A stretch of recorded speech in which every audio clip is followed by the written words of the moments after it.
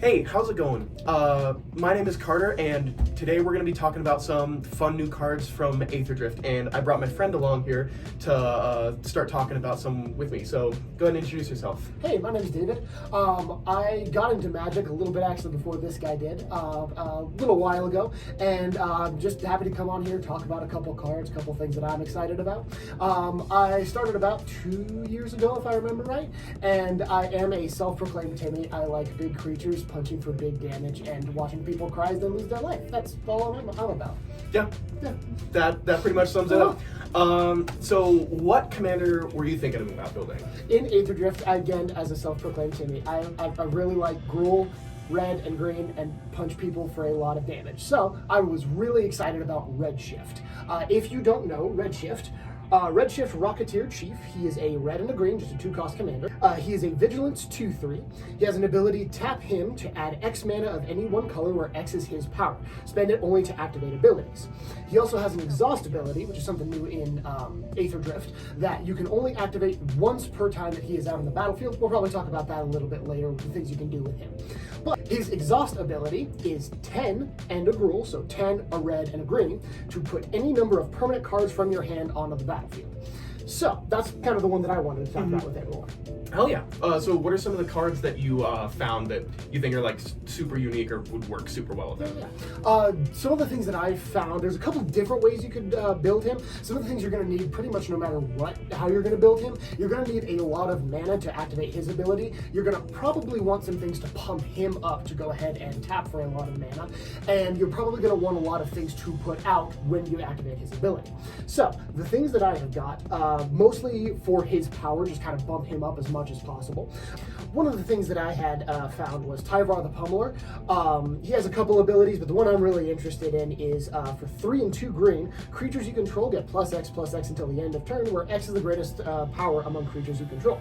So if Redshift is your biggest creature out on the battlefield, you can essentially double his mana production if you wanted to. I love Tyvar so much. He's so good. He's so good. I built Dionys when Foundations came out, and I played that against some guys, and it was like, because he's not a tap ability, is he? No, he's just and so you can just keep going with like putting what's it called, Savala in there, and then just pumping all of your creatures, because then after the first or second activation, people get even bigger. Exactly. And meaning she can tap for even more, and it's crazy. Exactly. It's a great card. Actually, speaking of Savala, I did have her in my list as well. There you go. You can tap her for a green and add an X mana in any combination of colors where X is the greatest power among creatures you control.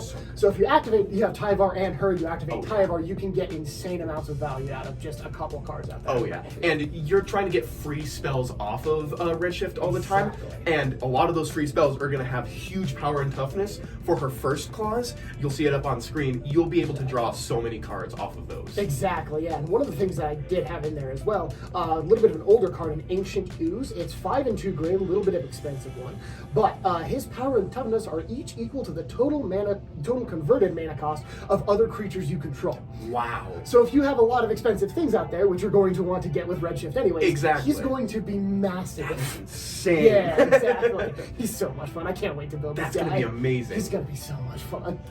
A couple of the other things that I had for his power, Raga Draga Gorguts boss. He's so much fun.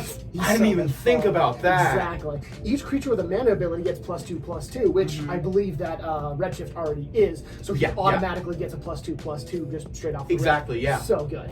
And then whenever a creature you control with a mana ability attacks, untap it. Not necessarily as useful for him because he does already have Vigilance. So it's not super useful for him, but any other mana drops you might be able to get out would probably benefit from that a lot. And if you cast a spell, if at least 7 mana were spent to cast it, untap target creature.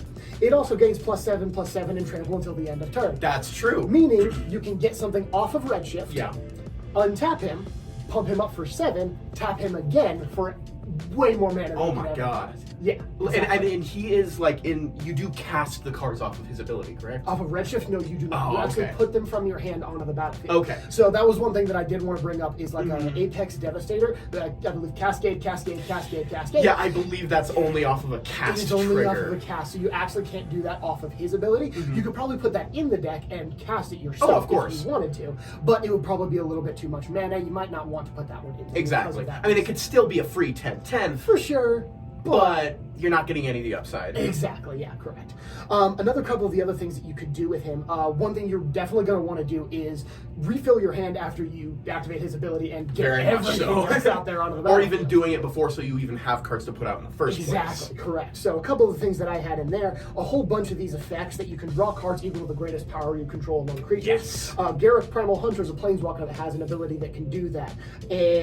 Something like Last March of the Ents, where you can draw cards equal to the greatest toughness among creatures you control. Then put any number of creature cards from your hand onto the battlefield. So a little bit of a pseudo Redshift effect. So yeah, so you can effectively, like, if you have a full grip of cards by using that Planeswalker before, Exactly. you activate Redshift and you get all of those out. Say you have any amount of mana before, and you just have no way to bounce Redshift because of the exhaust mechanic.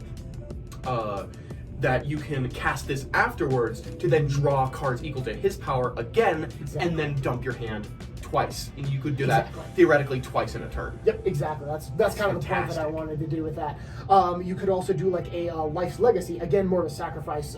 Draw cards equal to sacrifice creature's power. When you cast it, you'll have to sacrifice like greater good on a sorcery. Which again, greater good is already obviously. In here. But like if you have that Ancient Ooze out already and you have a massive amount of power, That's true. You can sacrifice him to go ahead and draw a metric buttload of cards and That just is activate incredible. Redshift to get everything else out there. It's really, really nice. You have a lot of those effects in there, like Rishkar's Expertise, Life's Legacy, like I said, Last March of the Ents, Return of the Wild Speaker, like you said. It's a really good one. Any of those kinds of effects that you can just get cards equal to someone, another creature's power, then you can probably pump something up, which is something that you have a lot of in this deck, to go ahead and draw a lot of cards. And I think there's a couple other planeswalkers that have that same ability as well. Like one that I know is Freyalise. Llanowar's Fury, that's right. Exactly. Her ultimate ability is like -6, I believe, and you can do that same thing. And before that, you can just make a bunch of Llanowar elves to keep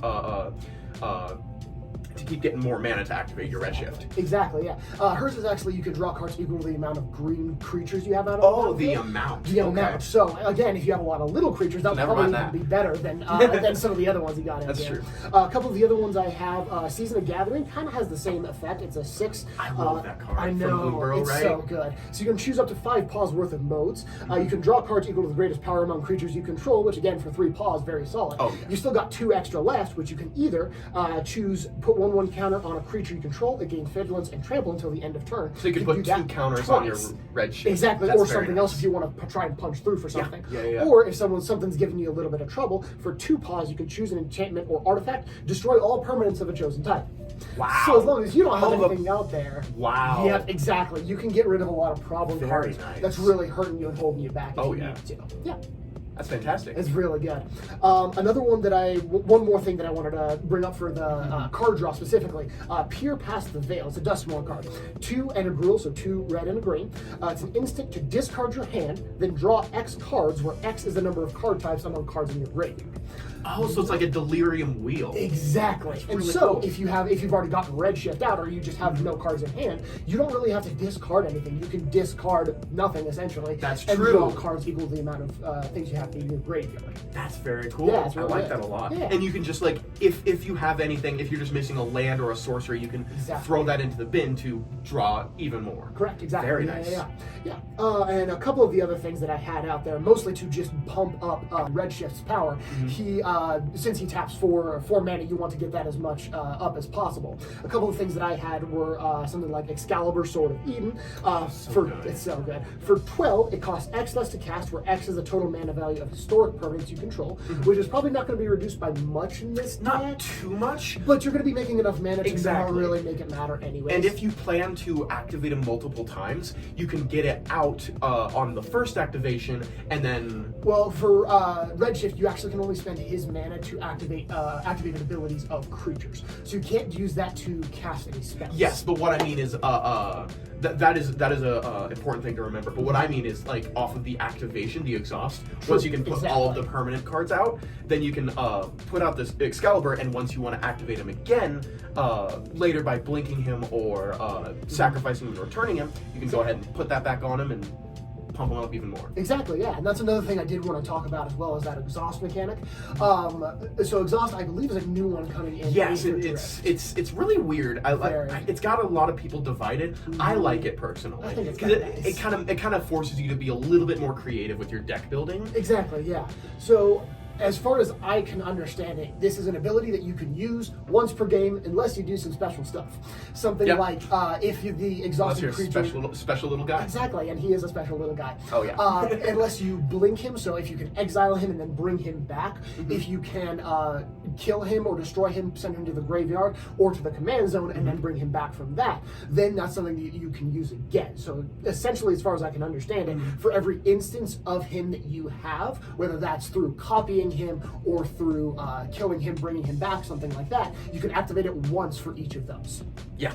It's very nice. Exactly. Something that I do want to bring up is, we'll probably talk about this card again in a second, but the new Elvish Refueler from also Aetherdrift, which is 2 and a green, that says during your turn, as long as you haven't activated an exhaust ability this turn, you may activate an exhaust ability as though it hasn't been activated. So you can do with this one card, each turn for each time you've like blinked him or whatever, so you haven't activated him at all this game and you're getting ready to, you can go ahead and tap him down, pay all that mana into that ability, and then get all your hand out, and then if you have them, if you're graced with the mana that you got from his activating his ability or whatever, you can go ahead and activate him right again immediately after. And is that that's a permanent, right? Yes, it's a creature. Perfect. So you can actually get that out from his first ability if you're either lucky enough to have it in your hand, or you can draw it soon, something like that. You might be able to get that out and then just immediately activate it again. Although it does say, I believe it says that you can do it if you haven't activated an exhaust ability already this turn. Oh, you're right, because you'd have to get her out before you activate that ability. Exactly. You'd have to like maybe cast him on 2, like he's only 2 mana, right? Yes. So you'd have to cast him on 2, and then maybe cast her on 3, and then work up your way to that 10 plus power to activate him. Exactly. Then you could use it twice, but you couldn't, like, say if you had it in your hand, you got it out. With this ability, you couldn't use it then, but maybe you could use it next turn. You might be able to use it next turn, or on a later turn, since you can't activate them twice in the same turn. Exactly, yeah. And for that reason, you probably wouldn't want a lot of exhaust things in there, just especially for that ability. Yeah. Like, you probably wouldn't want to use her own exhaust ability as well. I mean, you're not going to be doing that anyway for the most part, but whatever. Yeah, fair enough. But you have a couple of ways to get around that, right? Absolutely. One of the things I have in there is I've got Marvin Murderous Mimic in there. He's a 2-cost 2/2, colorless. Marvin Murderous Mimic, that's hard to say fast, has all activated abilities of creatures you control that don't have the same name as this creature. So you can't make copies of him and do something else. Exactly. Or if you had like multiple of them or something like that. Yeah, something like that. Who knows? But the exhaust ability is an activated ability because you have to pay mana into it to activate it. Yes, that's true. So you could possibly, with him out there, you could use Redshift's ability twice. That's true. Once with Redshift, once with this guy. Yeah, that's true. Because Exactly. if you were able to add an amount of mana, like if you were able to tap down, but he will also add mana for his own power, which would be probably only 2 or so. Unless there's an anthem effect. Some sort of anthem effects. Yeah, that's true. Tap him for some mana. Like if you somehow got a Crater Hoof Behemoth off of the first activation, and then pumped his power up, you can tap him for more mana, and then use that mana to activate his own ability and get even more stuff out. Yep, that's exactly what I'm That's thinking. so cool. Yes, I know. And yeah, there's a couple of other things that I had in there. Just a lot of things to bump up his power for the most part. A Naeth of the Dire Hunt that I've got in here. I was just going to mention It's that really good. When one or more creatures you control fight or become blocked, draw a card. Not necessarily super powerful, but you could probably get your hand back after activating his ability and attacking someone. It's not a bad, not a bad ability. But mainly to just pump up Redshift so unbelievably big. Exactly, because his second ability is at the beginning of combat on your turn, you can pay 2 and a hybrid gruel. So you can pay 2 colorless and either a red or a green. If you do, double target creature's power until the end of turn. That creature must be blocked this combat in 8. Yeah. So good, especially if you are pumping him up. This specifically doesn't pump up his toughness, so he might be a little bit weak, but if you have something else out there to kind of pump up his toughness, he's going to be a lethal swinger, especially because he is your commander. He's going to be doing good commander damage on someone. So that is probably a really good ability for you to use and just pump up his power to try and activate him as fast as possible. A couple other things I have in there exactly that same thing, like a bulk up, double target creature's power until the end of turn. Oh yeah, such a solid ability. So and good. It does have flashback for a pretty hefty cost, but you could possibly get around that with something else's ability if you've got a good amount of mana. Exactly, you and can probably get him if I'm remembering right, I don't think that is a alternate casting cost. I think that's an activated ability you can do from the graveyard. So you might actually be able to tap Redshift to get that back from the graveyard. Maybe, I think it does say you may cast this card from your graveyard for its flashback cost. So I think it might be an alternate casting cost for it. Yeah, that's fair. I've got quite a few things in here that target creature gets +X until the end of turn, where X is either the highest converted mana cost among permanents or highest mana value, something like that. Sure. Something like an accelerated mutation, a Boon of Beseiju. Boon of Beseiju is actually really powerful because you can do that exact Boon of effect. Beseiju, I love that card. For two mana, 1 and a green, you can pump him up equal to the greatest mana value among permanents you control, and then untap him. Meaning you can possibly get 2 activations off, or just save up enough mana to activate him once pretty early in the game. Oh yeah, that would be a really good one. That's really cool. On that same subject, like I was able to find like a few more cards a lot like that will like double his power and stuff. Yeah. Like Unleash Fury, if you haven't seen that one, which is basically bulk up just without the flashback, where you double target creature's power until the end of turn. Exactly. As well as choose your weapon, where you can either choose two weapon fighting, which is double target creature's power and toughness until the end of turn, Nice. Or archery to deal 5 damage to a creature with flying. But you probably want to double his power. I mean, unless you got something really pesky kind of body. exactly, like you can. That's probably the best. Another great card for this is Exponential Growth. If you remember that one, it's yes. so good from Strixhaven. It's XX green, double target creature's power X times. Wow. Absolutely. That's insane. It's so nice. And especially with the amount of mana, like mana dorks that I've got in here in this kind of pseudo list that I've got going on, you might be able to activate that quite a few times. And if you're also doing stuff with that Life's Legacy or Greater Good or whatever, a fantastic card for that is the Skullspore Nexus. Oh, I haven't heard of that one. Oh, really? It's that makes sense because it's from Caverns of Ixalan, and that's kind of your weak point here. Love it. It's 6 and 2 green. It's for a legendary artifact. This spell costs X less to cast, where X is the greatest power among creatures you control. So you can probably get away with casting it for just 2 green a lot of the time. That's really good. Whenever 1 or more non-token creatures you control die, create a green fungus dinosaur creature with base power and toughness equal to the total power of those creatures. So if he's like 10, 12 power to be able to activate his own ability, and you go ahead and do that, and then maybe you even get Skullspore Nexus out, but then you want to go ahead and kill him off to bring him back again, then you will make a huge beater just incidentally off that.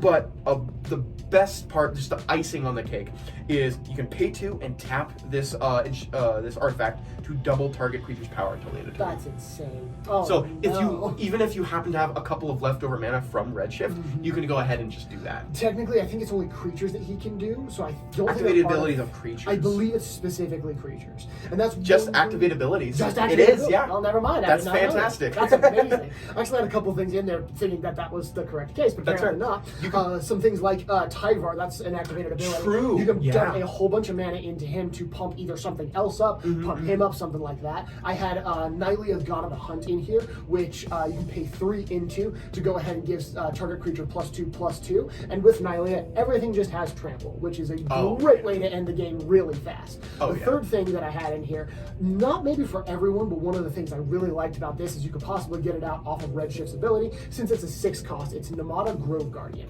It's pretty well a self-contained unit to just punch a whole bunch of damage into someone. For 3 mana, 2 and a green, you can create a 1/1 green sapling creature token. And then sacrifice a sapling. Sapling creatures get +1/+1 until the end of turn. That's true. So if you just have a whole bunch of mana off of Redshift, you really can't dump anywhere else. Yeah, and if you've already activated his ability, and then you're just like, okay, I can untap him, I can make more mana, I can do whatever. Exactly, but nowhere to put it. Exactly. He's a great mana sink. Exactly. And with that, you might just, even if you just get Namada out, you might be able to punch at least someone down, someone that's giving you a little bit of trouble, just off of the saplings alone, just because of all the activated, the mana that you can pump into him to make those saplings. Exactly, yeah. That's fantastic. Yeah, it's really good. I had a couple more cards for you, not a huge amount, but some of the extra ones that I had in here, something very solid in almost any Gruul deck. As the resident Gruul enthusiast, I can absolutely advocate for this in any Gruul deck you ever build. It's Rhythm of the Wild. Creature spells you control can't be countered, which is the bane of all of my existence. I hate it. I hate counter spells. I hate it. I just hate them. Hot take, honestly. Counter spells suck. And then non-token creatures you control have writing. They enter the battlefield with either your choice of a 1/1 counter or haste, which, especially off of Redshift's ability, can kill someone out of nowhere.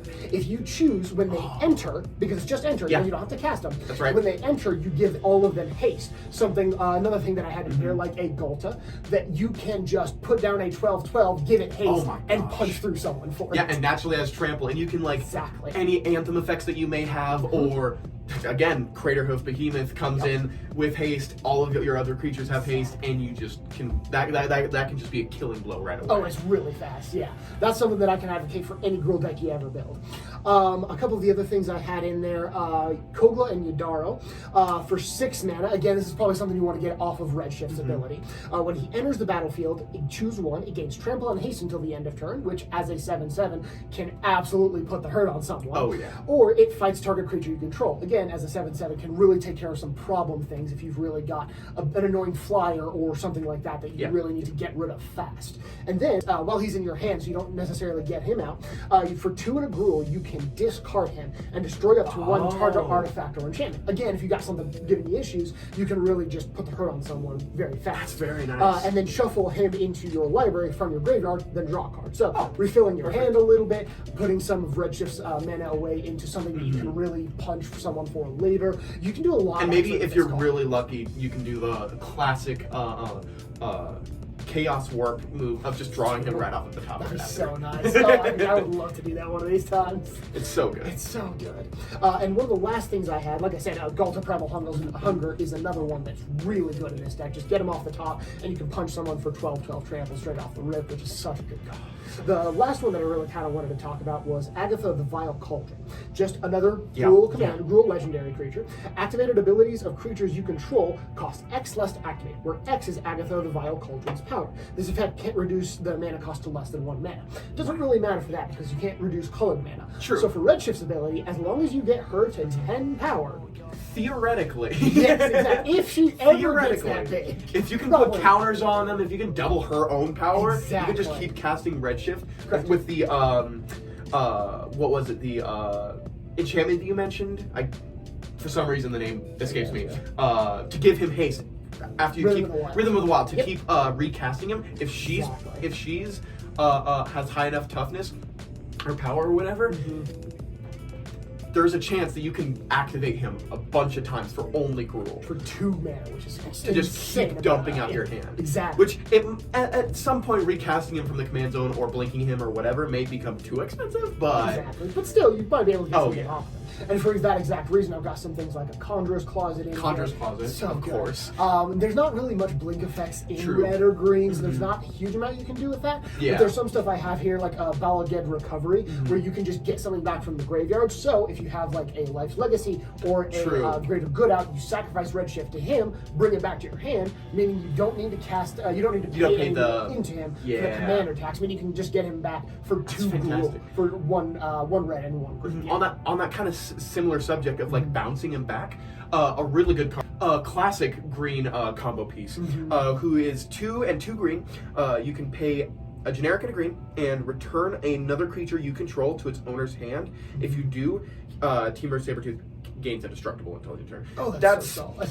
The indestructible so is good. just gravy, but you Absolutely. can just 2 mana to return him, Mm-hmm. and then 2 mana to cast him. Any amount of commander attacks above 2, you're going to be wanting to use this guy. Maybe not the first time, but then he's just going to make your commander only cost 4 to cast, So and then good. with the magical fairyland scenario of Agatha being 10 power or greater, Mm-hmm. then it would only be 6 mana to dump your entire hand every single time. So good. God, So nice. very nice. And then I got a couple things in here just to kind of get yourself a little bit more mana, just to either get him out, Oh, yeah. get some non-permanents out of your hand, so you're not dumping that onto the battlefield when you really don't have anything to do. Mm-hmm. Something like a Jessica's Will, so good. Oh. You can get red equal to each card in your target opponent's hand. So if someone has a card draw deck that really just loads up on all the cards, you can cast that, get a metric buttload of red mana, and cast him or something else for a lot of that red mana. Oh, yeah. Very nice. So good. So good. And then one of the last ones I had was an Alchemist talent. When it enters, you can create 2-tap treasure tokens. Mm-hmm. Good, just mana, very nice. For 4 mana, not the best necessarily, but as you level them up, treasures you control have tap, sacrifice this artifact. Instead of 1 mana, you can now tap and sacrifice it for 2 mana. That's true. Meaning, off of just that ability, you can get the mana back from the Alchemist talent. If you have a whole bunch of, and since technically this Yes, is a, I was just gonna mention it's that. a permanent, so you can use Redshift's ability to level To it up. activate the level up ability. So a lot of those classes, I was actually gonna really good. exactly. I was just gonna bring up Innkeeper's Talent, which is gonna be just like it's a standard staple at this point with the whole Vraska combo, but it is still so relevant in Commander 2. First of all, put counters on Redshift, then you can pay a couple mana to level it up from Redshift to give Redshift Ward 1. It's actually only 1 green mana to do that. It's only really cheap. mana. It's That's really fantastic. cheap. And then later you can what is it, 4 mana? 4 mana, 3 to green, yep. to level up for the last one, and then double every counter you're putting on permanents or players. So Which you can do so much. oh with. my There's God. so There's- so much cool stuff that you can just put random yeah. counters on things. You can double that. Put I don't know, poison counters if you really want to go that way. maybe off of something. experience counters if there's any way to Exactly. do that in these Yep, colors. exactly. Yeah. No, I didn't even think of that. That's a really good idea. Yeah. Yeah. But back to the Alchemist talent, the very last one for 5 mana. Whenever you cast a spell, if mana from a treasure was spent to cast it, this class deals damage equal to that spell's mana value to each opponent. Wow. Meaning, all you need to do is just have 2 mana from a treasure to dump into something really big, like say Gulta Primal Hunger. Get him out and hit everyone around the table for 12 damage off of just one treasure. Ooh. As long as you have enough mana, Wow. you can do a lot of damage to the table. Yes, exactly.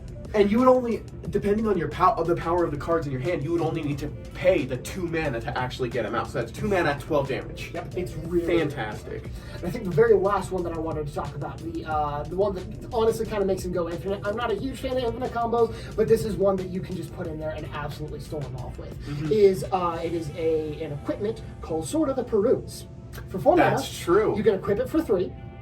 And as long as equipped creature is tapped creatures get +2/+0, not really relevant. As long as equipped creature is untapped creatures you control get +0/+2, not really relevant. But for 3, you can tap or untap equipped creature. That's true. Meaning, for 3, it's an activated ability of a permanent, meaning Redshift's mana would go towards Exactly. it. As long as he is at 3 power or 4 power, 4 power or more, greater, that's right. you can get infinite mana off of tapping him for 4 mana, dumping 3 of it into the sword, to untap Netting him. 1 each time. Exactly, and just keep doing that as long as you So want. so theoretically on turn, let's see, because he has 2 power, correct? He has 2 power, yes. So you'd cast him on 2. Mm-hmm. Turn 3, cast this Sword of the Bruins. Correct. Turn 4, it's 4 mana. 4 mana. So turn 3, you can pump him up with some +1/+1 counters or whatever. Exactly. Then turn 4, cast Sword of the Perunes, then use his ability to attach it. And that is Ooh. it is an equip 3, so you might need to wait 1 more turn before that. That's true, But for turn 5, depending on ramp, turn 4 or 5, infinite mana. Again, to use only on activated abilities, but infinite mana to use on himself. so good at turn 5. Perfect. 12 mana, that's so good. Oh yeah. Yeah. That's really, really That's good. amazing. I like that. Yeah, there's some other cards. One of the best cards to come out of Bloom Burrow, which I've found myself putting in so many cards, or in so many decks, excuse me, which is Thickest in the Thicket. It's so good. Which is so nice. It's so Even good. just to get off of his ability, 5 It's an mana. enchantment, you're right. That's right. So it's a permanent, So yep. 5 mana, with excuse me. 5 mana, when Thickest in the Thicket enters the battlefield, put X +1/+1 counters on target creature, where X is that creature's power, so it effectively doubles it. And permanently keeps it there instead of like most of those effects that just keeps it until end of turn. Oh, that's Instead, so this will good. do that, and then it's an enchantment that sticks around that at the beginning of your end step, draw 2 cards if you control a creature with the greatest power or tied for the greatest power, which you probably will. You will. I can guarantee Unless you will. something has gone very, very wrong. Exactly. So I love that they've That's been really doing good. stuff like this to where before, like with cards like Sandworm Convergence, which is such a good idea, but it's a lot of like these do nothing enchantments. I love that they've been putting these enter the battlefield clauses on these things. Exactly, it's really good. So this will double his power statically and then draw you a bunch of cards to refuel your hand Exactly. before or after you activate him. It's Exactly. just good in any situation. So, one that I actually did just think of, one that you probably want to get out before you activate Redshift, just to make sure all the triggers go off right, was Warstorm Search. Oh. You don't want it in your hand as you activate Redshift's ability because everything enters at the same time, so you couldn't get that damage off of it. Which it is enters the battlefield, so everything will enter the battlefield. It will see anything like that. Okay, so you can just even get that from your hand straight onto the battlefield. You can hit a Wow. lot of targets With that- with a lot of damage. Like with that Galta you were talking about Exactly. before. 12 damage direct wherever you want to. Oh my god. It's really good. That is yeah. fantastic. Yep. Yeah, I just got a few more cards to talk about here, and then we'll go ahead and move on. One card that I love that I honestly don't see a lot of play of lately, but it really should. Sure. And it's very thematic that you would have forgotten about him because it's Forgotten Ancient. Who? That's really good. Yeah, I didn't think because about every that. single spell that your opponents cast, actually a player, Everyone. it's every Yep. player who Yep. casts a spell will give him a counter, and then he'll just get unbelievably huge. Like so many games I've been in where I cast this thing, and then like on turn 4, 3 or 4, whatever, and then the game just starts progressing, and after like 2 or 3 turns, I'm just like. They're like, okay, I'm gonna attack you. What do you got? And I'm just like, oh, I got a 13/13 spell. What are you talking about? It's like, I got a 13/13. There's been Exactly. 13 spells cast. For every spell that's cast, you put a 1/1 counter. Exactly, right? yeah. Yeah, He's so good. And So then good. at the beginning of your upkeep, you can move the amount of counters from him onto another creature. So people are casting so many spells, you just take those counters from Forgotten Ancient and just plop them right down on Redshift. Exactly. And just every time they cast a spell, they have to be thinking about, man, do I want to cast this spell? Because it's going to put him over just that much more, so he can just dump his hand out. Exactly. It's going to be, I love that card. And another thing you can do with that, if you didn't want to go budget, I tend to do more budget decks, but if you're getting some really expensive cards and you want to make a very good deck, you get something out like a doubling season or something that doubles counters. And so every time you move, let's say 13 counters from Forgotten Ancient to Redshift, it is now 26 counters. And you can do some crazy stuff with that to just pump him to insane levels of that. Same thing with the Innkeeper's Talent that we were just talking about. That's the exact same effect. Yep. I love those effects like that. So good. Notably, for that budget like you're talking about, Forgotten Ancient is only 53 cents right now as of recording. Yeah. Still. He is That's insane. so good. He's so good. Another card, back on the subject of like activated abilities and stuff, is Ozolith the Shattered Spire. Again, not quite, not quite a budget card. Definitely not. Well, it's only $7 now. It was You're 20 kidding for a me. hot minute. That's wild. Ozolith the Shattered Spire is 1 and a green for a legendary green artifact. Whenever 1 or more +1/+1 counters would be put on a creature you control, that many +1 are put on it instead. But then you can pay 1 and a green to tap it to put a +1/+1 counter on a creature or artifact you control, only as a sorcery. Meaning you could do it on Redshift. Exactly. And if you have him out there, that's going to be two counters every time you do that. So you could build a 1/1 counter deck out of him Very well. easily. Oh my god, I that'd be didn't even think insane. of that. That'd be really good. With also a similar thing is Bow of Nailia, which is 3 mana, attacking creatures you control have Death Touch. So good. So good. Then it has the same clause of Ozolith, where you can pay 1 and a green to tap to choose one. The first one is put a +1/+1 counter on a target creature, which is probably what you're going to do. You can also have the bow do 2 damage to a target creature with flying. You can gain 3 life, or you can put up to 4 target creatures from your graveyard on the bottom of your library in any order. That's so good. So, especially with Redshift's ability. If, again, very dream scenario. yeah, exactly. Fairyland. Where we live in Magic Fairyland. Exactly. Once you get through a lot of your deck, if you have a lot of creatures, maybe a couple board wipes have been cast, you got a lot of creatures in your graveyard, you can get those onto the bottom of the library, cast something to draw you a whole bunch of cards, get those back, activate Redshift's ability, and dump your And if entire you hand have again. some sort of fetch or some sort of way to shuffle your library at instant speed before you do that, there's a very good chance that if you cast a Rishkar's Expertise prior to activating your Redshift, you could get a lot of those things right back. It could be so good. So good. The bow, it honestly doesn't see enough play. It's so really good. I didn't know about that, yeah. One that I did forget to mention on the subject of doubling power was Two-Handed Axe, which when equipped, whenever equipped creature attacks, you double its power until the end of turn. Which, since Redshift has Vigilance, exactly, attacking does not cause him to tap. So whenever he attacks, he can be like a 5/5, and you're like, okay, I'm cool with attacking him. 5/5 is huge. You can go and attack, but then on attack, you go ahead and double his power, so he becomes a 10/10. He still has Vigilance, so after combat, which is a little unfortunate because you would rather be attacking with the things you get from him, but well, technically, couldn't you do that at instant speed? you could technically do it at instant speed, Exactly. but it's on attack is what it does. And so you would have to declare attacks, attacker. which you could do at instant speed technically, but then it's nothing else could do that. Unless of course, dream scenario, you get Crater Hoof Behemoth, you get a Pathbreaker Ibex, whatever. Exactly.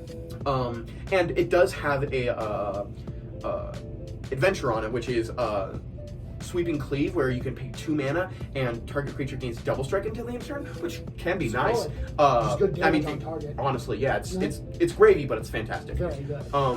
Another one I thought of with that 1/1 counter specifically was a tribute to the World Tree as well. Ooh, that's true. Because I believe that one reads, if whenever you get is it cast a creature or put a creature? It's whenever a creature enters the battlefield. Meaning Redshift's ability would apply. Exactly. So if the power is 2 or less, then you get to put 2 1/1 counters on it.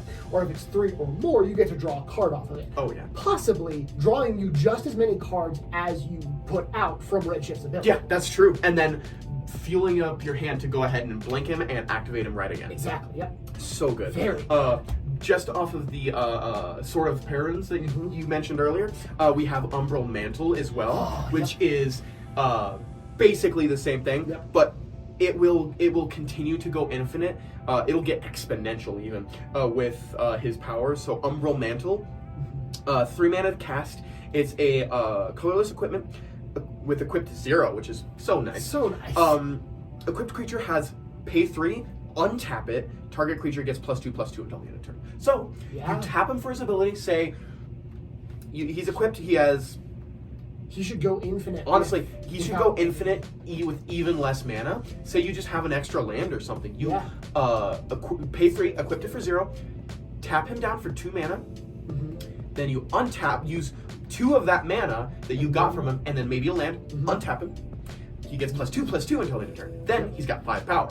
Then you can just keep going and going and going, and that gets exponential. And it even says target creature, so assuming you can kind of spread everything around, it's not just on him, it's on any creature, correct? It is this creature. This creature, okay, but never mind. With the thought that you are getting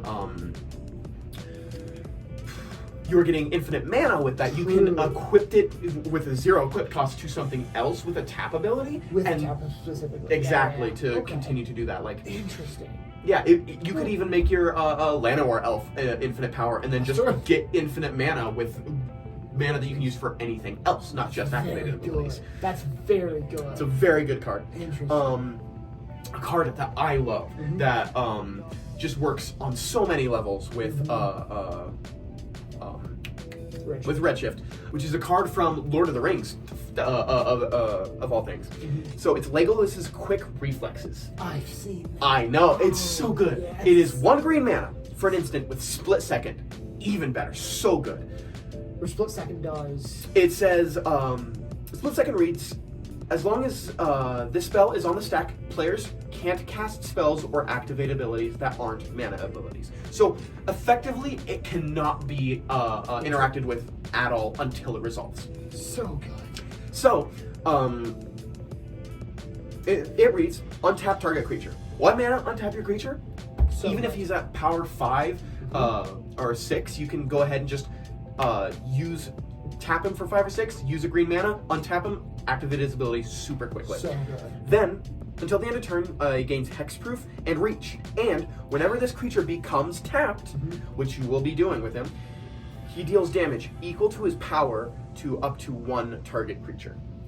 So if you have another problem creature, something that's really Oh, yeah. annoying you, or something that's really taking you down fast, you can just get him Yeah, real you can fast. just kill. It just says kill a creature. Yeah, exactly. For most of the And part. if you have an Umbral Mantle or a Sword of the Prunes on him, that's any Exactly. time this creature becomes tapped, which again, split second. That's true. You can just board wipe everybody. No one's going to be able to do anything because it has split second on it, and you can just keep activating him until you kill everything on the board. And as king, self-proclaimed king of overly stupid, complicated win scenarios, Correct. if you have one of my favorite cards of all time, which is either Brash Taunter or Stuffy Doll in the deck, you can target your Brash Taunter or Stuffy Doll over and over with that, and that will do damage to a opponent.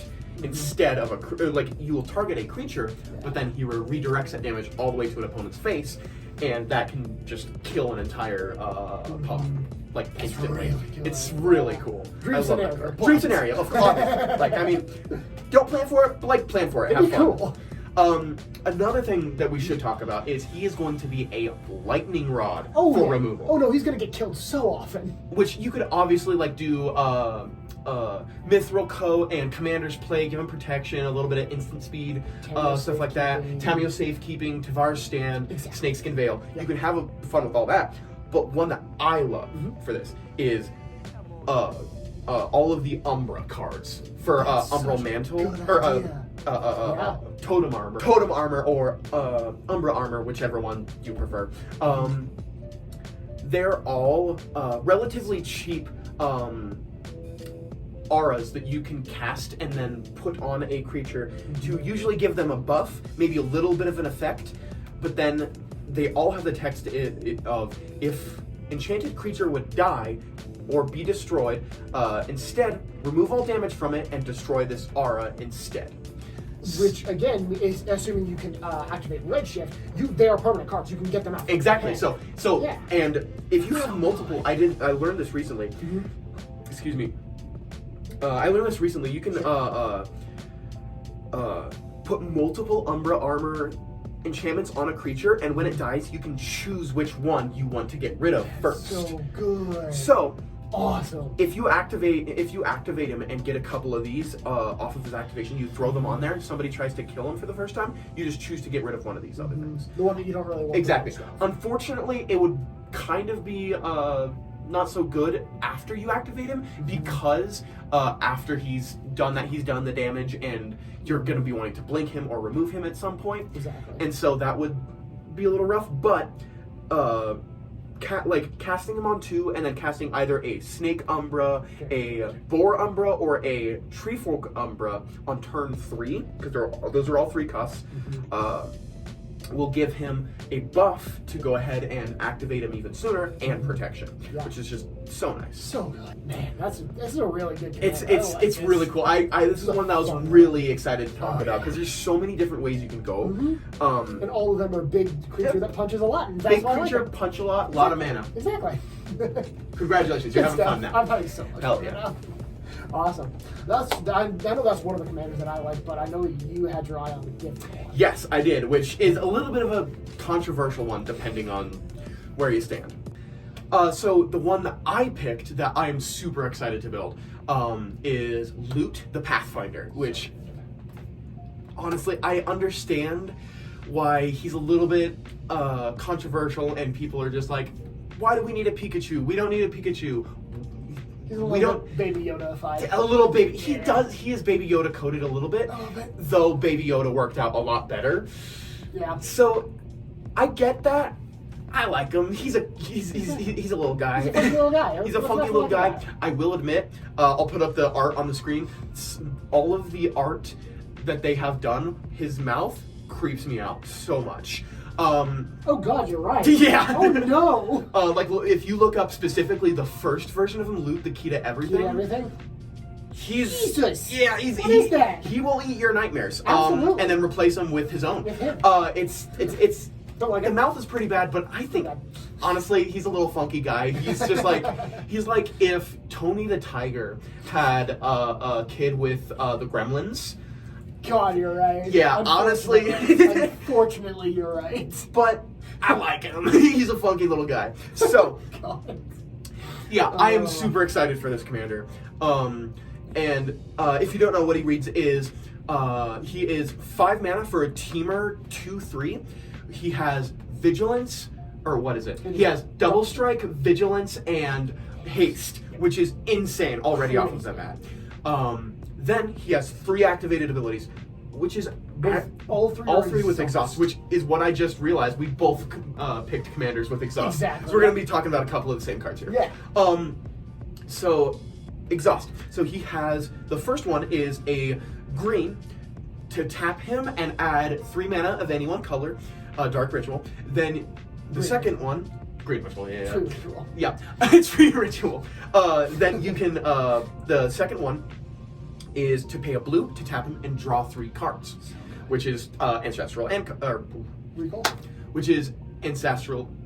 Wow. Which is Ancestral Recall. So, and then the last one is to tap him and pay a red, and it does 3 damage to any target, Lightning Bolt. So he is just like a couple of the Power 9 just stapled together on a 2/4 Beast Noble, which is so good. Really good. Which so many people, like, if you go on EDH Rec, I mean, you'll find all sorts of cards that is just like very generic teamer infinite combos. Like, he is just a very generic shell for certain things. But what I decided to do, which I think is a little fun and unique, which is Beast Tribal, which is something I've been wanting to do for so long. Like, I tried doing it with Standard years ago when I first started. I tried doing it with Tanos the Toy Maker, which we'll talk about who's in the deck. I tried doing, and I thought about doing it with the brand new Slinza from Foundation's Jumpstart, which he's so good. He's so good. But it just wasn't quite scratching that itch.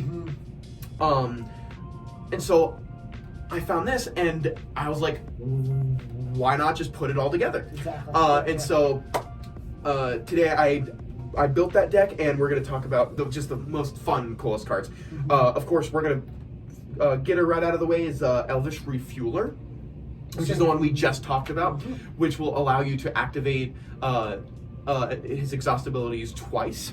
So once each turn. Once each turn. Assuming you've already activated. Exactly. Assuming you've already activated the same one.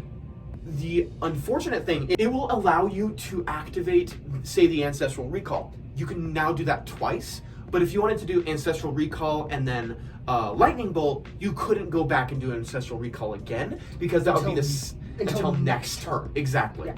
And even with that, I don't think you could do the Ancestral Recall twice in a turn, because you would have already activated the Exhaust ability once, meaning that the Elvish Refueler's ability would not apply to this, I believe. How do you mean? Because it says exhaust, as long as you haven't activated an exhaust ability this turn, then you can do that. So if you activate the Ancestral Recall, essentially, then you would not be able to activate it a second time because you've already activated an exhaust ability. I see. Because she doesn't just track she doesn't track the exhaust abilities that she allows to happen. I believe she tracks her exhaust abilities, period. Exhaust abilities, period. So you wouldn't be able to do them in a single turn. Correct. But you would be able to get away with activating them once each turn. Correct.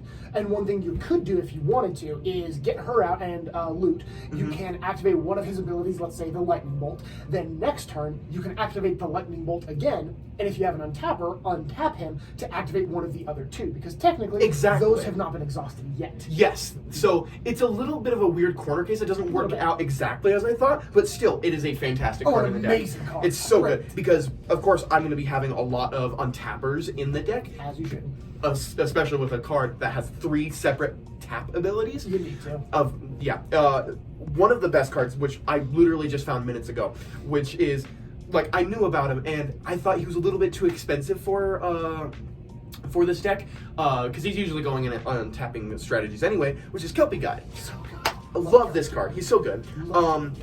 But just the icing on the cake is that he is a beast. He is a beast. Yes. So he will untap my beast, and he is a beast himself for all of my beast synergies. So good. So he reads. He reads. You can tap him to untap another target permanent you control, or you can tap target permanent, activate only if you control 8 or more lands. So you can stifle off an attacker if you really want to, but most of the time you're just going to be untapping loot to activate his abilities multiple times. Exactly. Yeah. Of course, with loot, let's just get the combo things out of the way, which is untappers and blink. So you need to. So. Of course, Kelpie Guide, like I said, tappers are fantastic in the deck. You definitely want to have a couple, but from what I found, because he has haste, Blink is a lot better because it will, you can untap him and do the same thing a couple times in a turn. Sure. But then, once you exhaust each of them, you want to blink him to bring him back. Then you can go ahead and activate them again because it resets that clock, so to speak. So you do want both of them in there, maybe a little bit heavier on the blink side. Yes, for sure. Exactly. Very nice. And so, of course, I have cards in there like Essence Flux, which blinks a creature, and then you can put a counter on him if he's a spirit, but whatever. It's just 1 mana blink. It's fantastic. Another one is Blur, which allows you to blink something and then draw a card, which as well as Ghostly Flicker, which you can again 3 mana to exile 2 target artifacts, creatures, or lands, and return them to the battlefield under your control. So you can exile loot and another artifact or a land that produces mana to go ahead and activate them again if you really need to, or just whatever other tapping or untapping ability, like the Kelpie Guide that we mentioned earlier. Yeah. Assuming the creatures have haste, though. Exactly. So if they enter, then they couldn't really. That's true. Kelpie Guide couldn't necessarily tap immediately after it comes back. Exactly. Yeah, that's true. Which I do have a good amount of haste enablers in the deck for that reason alone. So, another one that I love in this deck is Chakram Retriever, which is super underrated card in my opinion. He's just the blue version of an already banned card. He's 4 and a blue for a 2/4 Elemental Hound. First of all, has partner with Chakram Slinger. We'll get to that in a second. Whenever you cast a spell during your turn, untap target creature. So good. So it is during your turn, but a lot of the time you can use, like, for the first ability, you can tap him for mana, and then use that mana to cast a spell to go ahead and untap him again to go ahead and add Ancestral Recall, maybe get some more mana, or to Lightning Bolt something. It can just be an engine all of its own. Even if you are using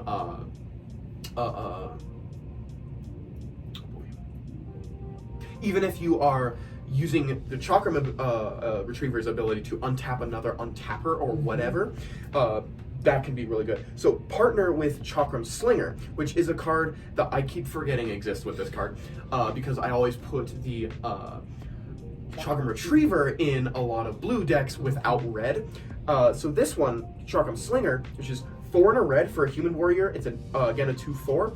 Partner with Chakram Retriever, so if you get one or the other, you can go ahead and search for the other one. It's a really good ability, specifically with Chakram Retriever. Exactly. If you get one or the other, you basically have 2 spots for the same creatures. Exactly. So it can kind of function as a tutor sometimes. Exactly. So it has pay a red to tap him, and Chakram Slinger does 2 damage to target player or planeswalker. So the kind of gimmick with these 2 cards is that you will cast a spell, you will activate your Chakram Slinger, cast a spell, use that spell to untap the Chakram Slinger to go ahead and tap him and continue to do more damage. So you can do that, and that's a little more on the cute side, but it still can be really relevant for like taking out planeswalkers or just getting somebody into lethal range. And with loot, maybe you don't have good blink or something like that. You maybe aren't able to find what you Exactly. need. That's a really good replacement effect for his red ability. Exactly. It's only 1 damage less, and it doesn't hit creatures, unfortunately. But it's something. It is something. You can still hit planeswalkers and players, which Exactly. are already really good targets. And going back on the blink section is another very thematic. It's a beast. The bestest boy ever. He is 3 and a blue for 2/2 cat beast displacer kitten. You know him, you love him. Avoidance. Whenever you cast a non-creature spell, exile up to 1 target permanent and return it to the battlefield under its owner's control. So every time you will cast a blink spell or a rampant growth or what have you, you'll be able to blink your loot to reset that clock. And so a lot of the time, you're just going to be casting normal things or whatever. You can also continue to use him to just keep refueling your hand or keep refueling your mana pool by using his 3 mana to cast like what I'd mentioned earlier, like a Ghostly Flicker or a Blur. So that those can kind of basically read only for 1 mana. So you'll pay 1 mana to add 3 to go ahead and cast those. On cast, you can go and blink him, and then use Chakram Retriever's ability to untap him, and you can use Displacer Kitten's ability to blink a untapper or a land or something like that to just keep your engine going. Exactly. And of course, just like Conjurer's Closet and good blink staples. Exactly. Teamer Sabretooth if you feel so inclined. Just the basic stuff like that, but I've bored you enough with the combo pieces. So let's get into the funner side with all of the beasts. We're gonna start with the aforementioned Slinza. So good. He's my favorite. He's Gruul, so I have to like him. You have to like it. If you didn't, I'd have to beat it into you so you would like it. Slinza, the Spiked Stampede, who is 5 mana for Legendary Beast. 5/5. Beast spells you cast cost 2 less to cast. So even if it was just that, I would immediately play him already. Absolutely, he's so good. Oh, I love him so much. Each other beast you control enters with an additional +1/+1 counter. And whenever Slinza or another creature you control with power 4 or greater enters, you may pay 1 and a hybrid Gruul. Whenever you do, Slinza fights target creature you don't control. Which is already a 5/5. Already a 5/5. Meaning he's going to be killing a lot of stuff. Exactly. And so so the best part about this is it will reduce the cost for things you just want to get out of your hand, you just want to keep that ball rolling. Or it just acts as an enabler to pay its normal cost to have it fight something when it enters. Exactly. So a lot of these huge beasts that we're going to go ahead and talk about in a moment will be able to enter and get a buff from Slinza and then fight some things to keep putting pressure on your opponent's board. Exactly. Which does specifically say Slinza fight something. So you don't want to This is activate it a couple times in a turn because Slinza will, or its power will continue to reduce. So that's something you want to watch out for when you do this. But that's true. Just something that. to keep an eye out for. Absolutely. And again, I mentioned before, which is Tanos the Toymaker, which is a deck I tried to make a little while ago. I may try again once they print out some more birds eventually, because he just reads so fun. He is 3 and Simic for legendary creature Human Artificer. He's a 3/5. Whenever you cast a beast or bird spell, beast or bird creature spell, excuse me, you may copy it, except the copy is an artifact in addition to its other types. So we're not really caring about the birds unless you want to throw a Ledger Shredder or something like that in here, which is totally fair, or Birds of Paradise, which may be very nice. I didn't even think about that. Yep. But all of your beast spells, like your Rampaging Baloths or whatever you put in there, you will go ahead and make double of that, and then just get even more value off of those. So and it's just such a beater in this deck. It's very good. I like that. A lot. And some of the more payoffs for these beasts are a couple creatures. It's a brand new one from Foundations that came in that will come in the same pack as your Slinza. And these both will read the exact same, which is Wirewood Savage and Woodland Liege, which are both 2/2 elves for 3 mana, mono green, that whenever a beast you control enters the battlefield, you may draw a card. Such good card. So, draw. if you have 2 of them, if you somehow have both of them, Magical Fairyland, you'll keep casting your beasts and draw more cards. But also, with your Thanos, the Toy Maker, it is whenever they enter the battlefield that you draw cards. So every one you cast will give you 2 cards. And theoretically, you could have a way to where every time you cast a beast spell, you will draw 4 cards. So good. That's insane. Insane. It's already better than that Ancestral Recall.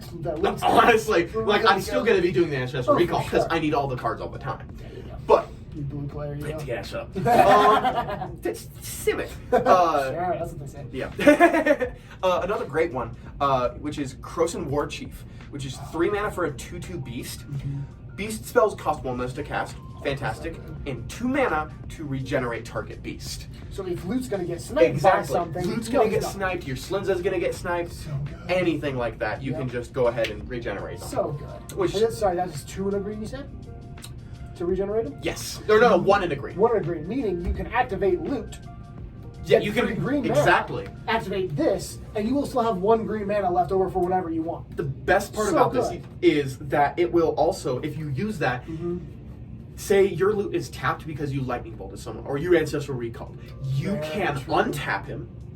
You can use his ability to add the mana to go ahead and regenerate him. When you do, it will untap him. Regenerate does that as a keyword. Exactly, right? as the keyword, it will untap him. Very good. And you may have that extra mana that you use to go ahead and tap him back down to either Ancestral Recall or do 3 damage to the person who tried to kill him. Exactly. Which is something else I actually had a question about, because you would get a green mana back, meaning you really couldn't do either of those other ones. But there is a specific card that I was thinking of. True. That mana can be used as if it were any color, and I didn't know if that one was in your deck or not. Oh, that's true. What are you thinking? That is Chromatic Orrery, right? So that is 7 mana for a legendary artifact that will tap for 5 colorless, and it says, any players can use mana as though it were mana of any color. Right. And then I believe it has some other text on it. I think so. I can't remember. Yeah. But yeah, that one might be very nice to be able to.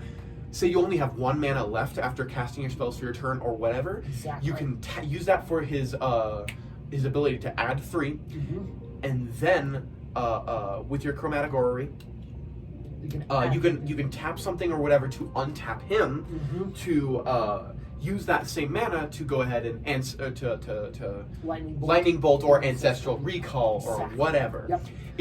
That might be a good one to put in there. That might be. I'll definitely add that to the list. That's another one that I did have an idea for was Bootlegger Stash that lands instead tapped to create a treasure token. That's true. I mean, it wouldn't be the exact same. It wouldn't be quite as powerful because you couldn't use Loot's ability with that.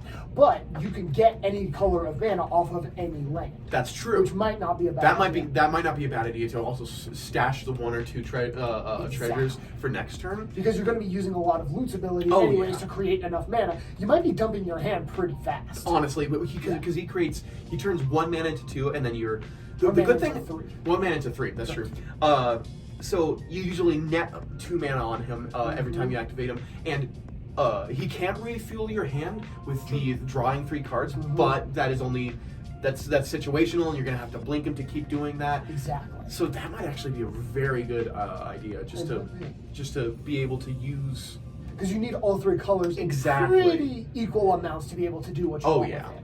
Yeah. But yeah, that's a really good thing to consider when building this loop. Just good color fixing might not be a bad idea. Oh yeah. Yep.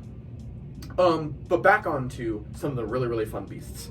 One card that I just love so much, and I'm so happy that he just got a reprint. Cultivator Colossus. So good. Oh, so nice. Which is 7 mana for a For a star with trample, his power and toughness are each equal to the number of lands you control. And whenever he enters the battlefield, you may put a land from your hand onto the battlefield tapped. If you do, draw a card, repeat this process. Insane. Absolutely. So as many times as you can keep drawing cards and have as many lands in your hand, you can just keep going and put so many lands out. And if you have your Rampaging Baylofts or your Thanos to make a second one of him, because he's not legendary, which he breeds like he would be. But he's not. So you could just theoretically just get like 5, 10, Easily. 15 lands out, Depending on how many you have. depending on how many of your hand and your deck, and then you just draw loads of cards. Exactly. Incidentally off of it. Yeah. It's such a good card. Very solid. Another one with a fantastic ETB, which is Woodland Bellower, 6 mana for a 6/5 beast. Whenever he enters the battlefield, you may search your library for a non-legendary green creature card with CMC 3 or less, put it onto the battlefield, and then shuffle. Very good. So if you needed some card draw, you could get that one of the 2 elves. Yes, that's true. One of the 2 get. elves. You could grab your Birds of Paradise. So good. You could grab. Unfortunately, you couldn't grab your Chakra Retriever, but you could grab Kelpie Guide for untapping. Green, yeah. You can grab so many things Very with this. good. And actually, with those, a decent amount of these beasts that I have in this list here have ETB effects. Very nice. And with the Blink package that is going to be in the deck regardless, Exactly. with the Cultivator Colossus, you can keep blinking him to continue draw cards, continue to get more mana. With the Woodland Bellower, you can blink him to get every single creature in your deck with CMC 3 or less onto the battlefield. Just your deck. So So good. good. Another fantastic one is Elder Gargoroth, which also just got a reprint, which is 5 mana for a 6/6, Vigilance, Reach, and Trample. When he attacks or blocks, choose one. Create a 3/3 green beast creature token, solid. So good. Gain 3 life, or draw a card. Wow. Whenever he attacks or blocks. Exactly. And especially, like you said, with the amount of untappers and or blinkers you have in there, there might be a Exactly. way you can attack with him and then block with him that same turn. That's true. That same Yeah, turn rotation. to continue that, or blink him again to reset his power and toughness. Exactly. To continue to block and attack and Very block good. and attack. So nice. Very good. Another beast which I had no idea existed until recently, which was Spellbreaker Behemoth. 4 mana, 1 a generic, a red, and 2 green for 5/5. He cannot be countered. Creature spells you control with power 5 or greater cannot be countered. Yes. So It's everything I've ever so wanted. nice. It's so good. That's incredible. I know, it's- Especially with Slinza, things are going to be entering with greater power. Exactly. Meaning you're probably going to get a lot of creatures with power That's 5 true. or greater. Oh yeah. Very and nice. doubling up on that protection is just so important in a deck like this. Always good. Another one that probably just flew way under the radar, which was Herald of. Oh God. Right. Ilharg? Herald of Ilharg. Maybe we shouldn't even attempt, but Probably not. there it is. I'm gonna leave that one in. That's 4 mana for a Gruul Trample 3/3 Boar Beast. He's a beast too. Yeah, he's a Very beast. nice. He got overlooked nice. very hard because when it came out in the Clue set that came out early last year, which a lot of people forgot about. Yeah, Clue of all things.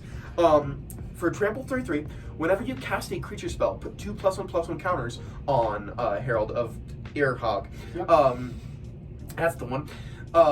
If that spell had mana value 5 or greater, Herald of Irhog deals damage equal to the number of counters on it to each opponent. That's insane. So good. So good. So solid. And again, Slinza, if Slinza's out there, then you can get that out. You'll already enter with an additional 1/1 counter on it. Exactly. You have Slinza fight something. You can do all this kind of stuff with just off of that one And creature. Playing Very in nice. these colors will incidentally probably give you a decent amount of counters to put for on sure. other Absolutely. creatures, including him. Very nice. So nice. And another brand new one from just a few months later was Kona, Rescue Beastie. Very good. I remember that one. Oh, That one's he's so good. I love to put him in as many decks as I possibly can. He's 4 mana for a legendary beast survivor. He is in fact a survivor. He in fact a survivor, just like Gloria Graynor would expect. He's got the mechanic survival. At the beginning of your second main phase, if Kona Rescue Beastie is tapped, you may put a permanent card from your hand onto the battlefield. So good. That's insane. Insanely busted. Especially for the amount of big mana cost creatures you already have in there. You can get something out for free. Exactly. So and there is, incidentally, in this deck, a lot of these untapping effects that I do have in there also can tap target creatures. Like the aforementioned Kelpie guy. So if you control 7 or more lands, you can go ahead and use him to tap down your Kona, just in case you somehow don't want to attack with him. Just to tap him down to go ahead and just get a free spell. Exactly. Very good idea. So nice. Nice. As we mentioned earlier, Rhythm of the Wild is also in the deck. If you're in Gruul, you need Rhythm of the Wild. Always. Creature spells can't be countered. Non-token creatures you control have Riot, +1/+1 counter, or haste. So good. So nice. Again, with the Herald of Earhog, or whatever he is, the Herald of My Hog. He will enter with an additional counter if you want to continue to do more damage. Exactly. Yeah. And again, for that haste is Temur Ascendancy. So good. Solid card. Creatures you control have haste. Whenever a creature with power 4 or greater enters the battlefield, draw a card. Oh, so good. So good. So, as we said, I want so many cards, so much mana, and so much haste all the time. I'll give it to you. Thank you. Another great card from Aether Drift, which I don't know if you know about this, which is March of the World Ooze. Great that name. Is a name. Great It name. is a fantastic I've never name. heard of this. It is 6 mana for an enchantment. Okay. Creatures you control have base power toughness 6/6 and are oozes in addition to their other types. Beautiful. What? Then, that's amazing. Then, I just take it for that. Whenever an opponent casts a spell, if it's not their turn, you create a 3/3 green elephant creature token, which with him out is going to be a 6/6 instead. Insane. That will trigger a lot of your stuff with if something enters with power 4 or greater. Exactly. Go ahead, draw a card, put a counter. Exactly. Yep. That's insanely good. It's just a fantastic card. Right. With all those big power creatures you have in there, do you happen to have an Up the Beanstalk? I do not. That might be a good one for a card draw. That might be very nice. Just 2 mana to cast it and draw a card, and then continue drawing cards as the game goes on. Big things. Oh yeah, and a lot of cards that will pump even smaller creatures. Like there's a lot of cards in here that will make these 3/3 beast creature tokens, Rhythm of the Wild or whatever, that will put counters on them when they enter. Will pump their power just beyond that point to be able to draw cards off of that. That is a very good include. Some other cards that I really like in this deck. There is a good number of Planeswalker cards that will just make beasts, specifically the Garruk Planeswalkers. The best one that I found for this one is Garruk Wildspeaker, which is 4 mana for 3 loyalty Planeswalker Garruk. You can +1 him to untap 2 target lands. So just +1, get 2 mana. Fantastic. Or 3 or more if you have maybe some enchantments or something like that. Exactly, if you have enchantments or any of the bounce lands or something like that. Very good. And then -1 to create a 3/3 bean greased. Bean greased. We got a bean greased over here. Okay, so it's -1 to create a 3/3 green beast creature token. Thank you. Onto the battlefield. Then you can -4 to creatures you control gain +3/+3 and trample until the end of the turn. You can just overrun them. So good. So nice. Very solid. Another one that I really love, which I know you're familiar with, which is Luca, Bound to Ruin. One of my favorite Oathbreaker decks. So good. He is 2 generic, red, green, and a hybrid Phyrexian Gruul, which is hard. Just a hell of a mana cost. For a legendary Planeswalker Luca, he has the completed text. Then you can +1 him to add green and red. Use this only to cast spells or activate abilities of creatures. Creature spells. Then, now that you're mentioning it, I actually might include that one in my Redshift as well. For that exact same reason. That's a very good idea. That would be fantastic, just to put that over. And you can also use him for the activated ability, so you can use those for loot's abilities too. To either add mana or lightning bolt. Lightning bolt somewhere, or possibly both if you have a good untapper. Exactly, yeah. Very good. Then you can also -1 him to create a 3/3 green beast creature token with Toxic 1. So it's not a 3/3 green beast, it's a 3/3 green beast with leprosy. I mean, you have to say it, I guess. Then, -4, Luca deals X damage divided as you choose among any number of target creatures and or planeswalkers where X is the greatest power among creatures you control as you activate this ability. Very smart, very good. So with your beast, you're just gonna have like 6 6s, you're gonna have 7 7s, you're gonna bump them up to double their power, whatever. Yep. You're gonna be able to take out any planeswalker if that's relevant, and any creature. Which his ability is very, very good for that exact reason. One thing that I realized when I was building my Oathbreaker is as soon as you activate him, even if someone else can kill the creature that you are targeting with the greatest power there, that still does not matter because it says with the greatest power among creatures you control as you activated this ability. So if something so dies, after the you're active, exactly. If they try to response, or if they try to kill your creature in response to make the ability fizzle, they can't because you have already done that because it does not target. It's very good. That is very solid nice. idea. I like that a lot. I know, it's very nice. Another great card, which is like one of Green's only board wipes. Second only to Apex Altasaur, which is Azuri's Predation, which is 5 mana and 3 green. For each creature your opponents control, create a 4/4 green beast creature token. Each of those tokens fight a different one of those creatures. So for 8 mana, you will make so many 4/4 beasts, and each of those will fight all of your opponent's creatures. Mainly only board wiping them, and probably a lot of your beasts are going to die. If not, you have all of those ETBs for any of your beast draw triggers or your beast synergies. Maybe you get +1/+1 counters on them as they enter, and possibly even with Rhythm of the Wild, if you have Ride on those, That's Rhythm of the true. Wild or Team or Ascendancy, you can either bump those up by 1, or you can make them all have haste, meaning you can swing out next turn and absolutely wreck some days. And with either of them, you're more than likely to be drawing so many cards, especially with Team or Ascendancy, because it's whenever a creature with power 4 or greater enters, which they're naturally 4/4s. Exactly. It will draw you. You'll make a 4/4 for each creature your opponents control, and draw a card for each creature your opponents control. Insanely good. Insanely so good. We also have like a couple of things in there, just like Herald's Horn, Patchwork Banner, Door of Destinies, Vanquisher's Banner, just a lot of just generic tribal stuff, just to pump them up, make mana, make them bigger, all sorts of things like that. Good idea, yeah. And if you want to, you can include a little bit more of a blink package by adding like what is it, Thassa Deep Dwelling, or Deadeye Navigator, which is a fantastic card.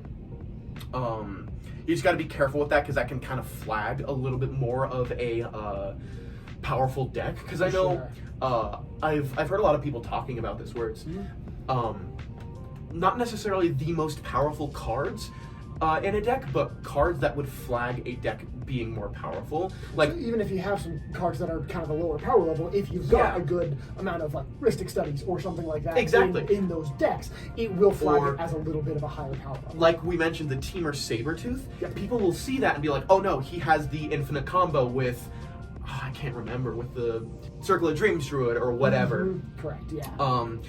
To go ahead and keep untapping things, and what is it, Wirewood Scourge, and the other one. So that will like flag kind of those infinite combos. Like people will see the Deadeye Navigator and be like, oh no, he's doing the with Deadeye Navigator and with Peregrine Drake to like make infinite mana or whatever. It's important that you like, if you are putting these cards in the deck, which I definitely am, to make sure everybody knows like yes, this card can be used for that thing, and usually is, but it is also good with just generic blink things or return to your hand kind of stuff. If you are thinking about making any of these decks, just make sure that you are making it known that you're not going infinite, but it is a powerful card still. Yeah, for sure. Just because you don't want people to have a wrong threat assessment of you just because of that one thing, making you not have a good time and making them not have a good time because they used a counterspell on something that honestly wasn't going to do that much. They might do it anyway, but probably, but at least they know. You said it. Exactly. It's out there. If they're doing it, then that's their problem. Exactly. Yeah. Yep. All right, so that pretty much wraps us up for today. I know I'm super excited for this deck. So ready for Redshift. I'm so like it's. I know I'm not building it, but that Redshift deck, there's so many cool interactions you can do with it. Like it's not necessarily super unique, but it's like it's so much fun. It's fun. Just getting a casting the getting a natural growth or casting the I can't remember the name of it, but the thing to double his power X times to just get him so huge that it's just like uncomprehensible. Like you're only going to use like 12 of the mana from his ability, but like tapping your Redshift to add 64 mana to your pool is just going to be so much fun. Yeah, another thing I actually did just think of with that exact reason is if you could get like an Omnath Logos of Mana or something like that. That's true. You can just add all green mana and then not have to worry about any of that and just keep it in your pool forever because you can. And then you can just, you don't have to worry about pumping Redshift back up. You can blink him, kill him, whatever, bring him back, and use that green mana that you saved. Wow. That one red, you can just immediately do his ability again.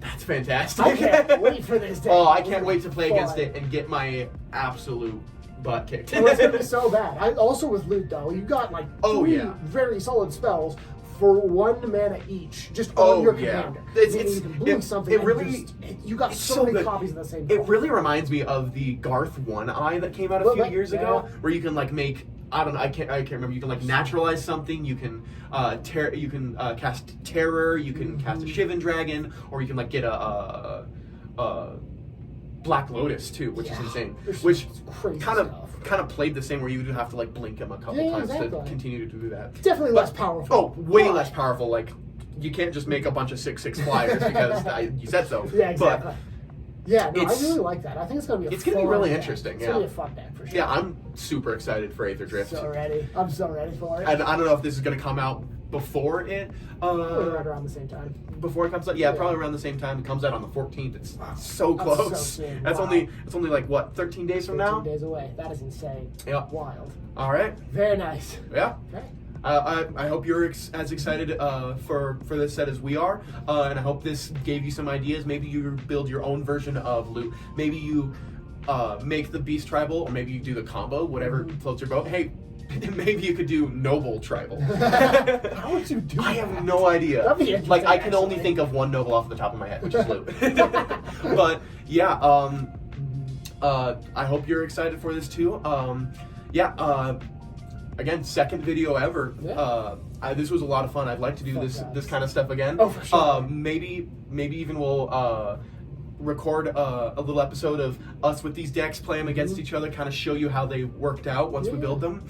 Yeah, if it's something you guys want, go ahead and let us know. Absolutely. Comment and tell us that you want that, and as soon as Aether Drift comes out, and as soon as I can get those cards, we can figure out what to do with those. Yeah. Any feedback is good feedback. Absolutely. So please consider liking and subscribing. It really helps out the channel. And we'll see you next time. Let's do it again. Bye. Bye.